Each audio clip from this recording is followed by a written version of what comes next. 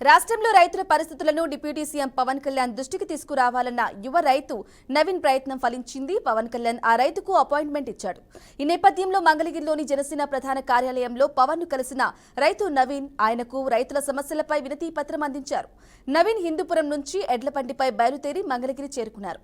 తన ప్రయాణంలో భాగంగా ఎడ్లబండిపై రాష్ట్రంలోని వివిధ ప్రాంతాల మీదుగా ప్రయాణిస్తూ మార్గం మధ్యలో రైతులను కలుస్తూ పంట పొలాలను పరిశీలిస్తూ 27 రోజుల్లో మొత్తం 760 కిలోమీటర్లు ప్రయాణించారు. కొన్ని రోజుల కిందటే మంగళగిరి చేరుకుని పవన్ ను కలిశాడు.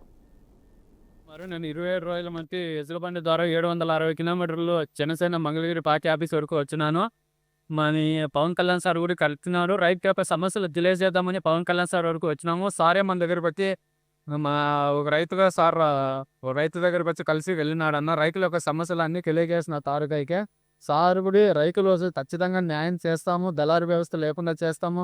ఈ ప్రాంతంలో ఎటువంటి అధికారులు కానీ ఎవరైనా నిర్లక్ష్యంగా వ్యవహరించినా కూడా చర్యలు తీసుకుంటామని సారు కూడా చెప్పినాడు. అలాగే సారు కూడా ఆఫీస్లో డీటెయిల్స్ అన్ని ఇవ్వమన్నాడు, ఇచ్చినాము. త్వరలోనే మీ గ్రామంలోకి అధికారులు పంపించి మీ యొక్క సమస్యలు ఏంది, రైతుల యొక్క సమస్యలను కూడా తెలుసుకుంటామని సార్ కూడా తెలియజేయడం కోల్పోయారు. నా పేరు నవీన్ కుమార్. నేను 27 రోజుల మధ్య ఎద్దులబండి ద్వారా 760 కిలోమీటర్లు జనసేన మంగళగిరి పార్టీ ఆఫీస్ వరకు వచ్చినాను. మరి